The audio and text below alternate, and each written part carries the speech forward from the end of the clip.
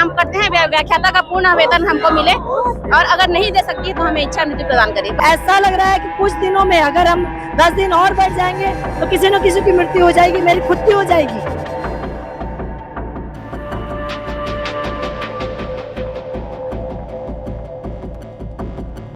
संघर्ष का 9वां दिन और 9वें दिन भी ये संघर्ष जारी है। हर दिन इनका संघर्ष और बढ़ते जा रहा है। और अभी आप ये देखिए, यहाँ पर आज अतिथि शिक्षक अपने खून से लेटर लिख रहे हैं मुख्यमंत्री जी के नाम और अपने नियमितीकरण की मांग को अब खून से लेटर लिख के ये जो है दिखा रहे हैं। की बात कर लेते हैं, क्या नाम? मेरा नाम पूर्णिमा चौधरी है। हम लोग अतिथि शिक्षक में 10 वर्षों से कार्य कर रहे हैं और सुदूर वनांचल माडा पैकेट क्षेत्र में कार्य कर रहे हैं। सरकार आज तक हमारी मांगों को पूरा नहीं की है और हमारा एक ही मांग है, संविलियन नियमितीकरण। हमें समान काम समान वेतन दे। हम व्याख्याता के पद पर काम करते हैं, व्याख्याता का पूर्ण वेतन हमको मिले और अगर नहीं दे सकती तो हमें इच्छा मृत्यु प्रदान करें। बस किनके नाम लिख रहे हैं लेटर? किनको लिख रहे हैं? ये हम मुख्यमंत्री जी के नाम, प्रधानमंत्री जी के नाम, सबके नाम लिखेंगे। क्या लिख रहे हैं? क्या लिख रहे हैं? ये इच्छा मृत्यु की मांग है तो हम पत्र लिख रहे हैं। अगर हमारा मांग पूरा नहीं होता है तो हमें इच्छा मृत्यु प्रदान करें। आज 9 दिन हो गए हैं। आज आप अपने हाथ में पिन मार के बैठी हैं ये लिखने के लिए, क्या कहेंगी? जनप्रतिनिधियों से क्या कहेंगे? मंत्री जी से क्या कहेंगे? मैं मंत्री जी से यही कहना चाहूंगी कि एक व्याख्याता के समान हमें भी सम्मानजनक वेतन दें, हमारा संविलियन नियमितीकरण करें। अगर नहीं कर सकती हैं तो हमें इच्छा मृत्यु प्रदान करें। आप भी लेटर लिख रही है खून से? हाँ, मैं खून से लिख रही हूँ मैडम। हम लोग भी बहुत, सब लोग जितने हैं यहाँ पे राज्य अतिथि शिक्षक, आज 11 साल हो गए। हम इतने पीड़ित हो गए कि खून से क्या, हम लोग अपने जान देने के लिए यहाँ बैठ गए हैं। ऐसा लग रहा है कि कुछ दिनों में अगर हम 10 दिन और बढ़ जाएंगे तो किसी न किसी की मृत्यु हो जाएगी, मेरी खुद की हो जाएगी।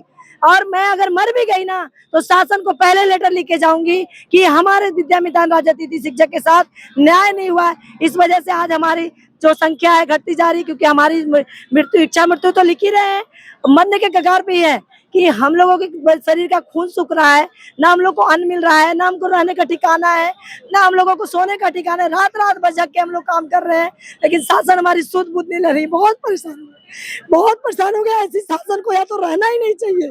हम लोग माननीय मुख्यमंत्री जी से निवेदन कर रहे हैं कि हम जैसे शिक्षकों को आप ध्यान दीजिए। हम आपके शहर के बहुत ही निर्मल और बहुत ही स्वच्छ टीचर हैं जो अपनी मेहनत से कार्य करके आगे बढ़ना चाहते हैं और बच्चों को भविष्य सुधार रहे हैं और आगे भी सुधारने के लिए निरंतर सेवा देते रहेंगे।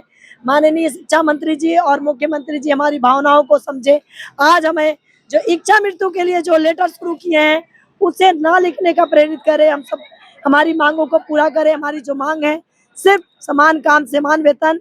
हम यही पूछना चाहते हैं माननीय मुख्यमंत्री जी से, शिक्षा मंत्री जी से, कि हम इसी दिन के लिए आपको मुख्यमंत्री और शिक्षा मंत्री बनाए थे। जब हम वोट दे रहे थे तो बहुत खुश थे कि हमारी बीजेपी की सरकार आएगी, और आज आने के बाद हमको दर दर की ठोकरें खानी पड़ रही है।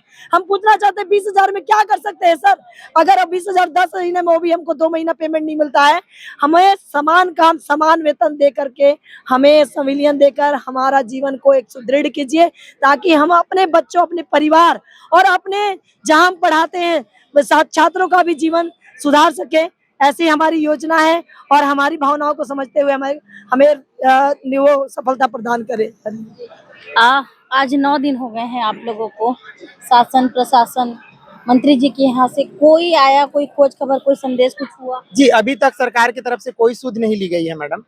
मैं आपके चैनल के माध्यम से अवगत कराना चाहूंगा, हमारी लड़ाई मैडम संविलियन की लड़ाई है। यहाँ हम सारे शिक्षक सिर्फ संविलियन की मांग को लेकर के पिछले 9 दिनों से अड़े हुए हैं मैडम।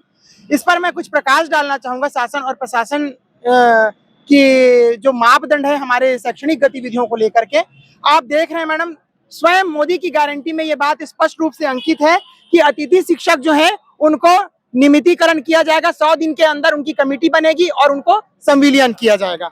दूसरी बात है मैडम, यहाँ पर स्पष्ट लिखा गया है, समर्थन पत्र है जो वर्तमान में हमारे शिक्षा मंत्री गजेंद्र यादव जी है, उन्होंने स्पष्ट कहा है कि राज्य अतिथि शिक्षक विद्यामितान जो है उनका शिक्षा विभाग में संविलियन या नियमितीकरण होना चाहिए।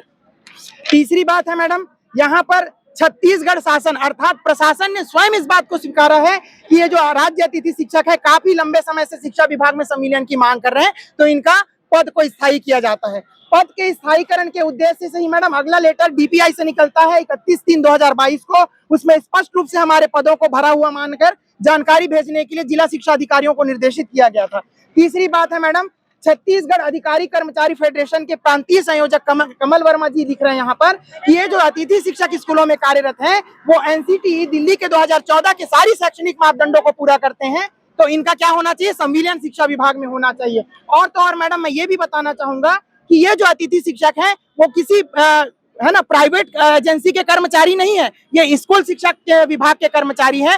तो सरकार से मैं यही पूछना चाहता हूं, वो ये बताए आकर के चैनल के माध्यम से कि जब हम सारी मापदंड पूरा करते हैं मैडम, सारी शैक्षणिक अर्हता रखते हैं, विभागीय कर्मचारी हैं, तो आज तक हमारा संविलियन क्यों नहीं हुआ? पिछले 10-11 वर्षों से हम ये भी क्यों मांग रहे हैं संविलियन का सरकार से? मैं सरकार को ये कहना चाहता हूं कि जो हम शिक्षकों का अधिकार है वो जल्द से जल्द दे। हमारे शिक्षक साथी यहाँ है ना अपनी जान की बाजी लगा करके खून से आपको पत्र लिख रहे हैं, ये शासन प्रशासन के लिए शर्म की बात है।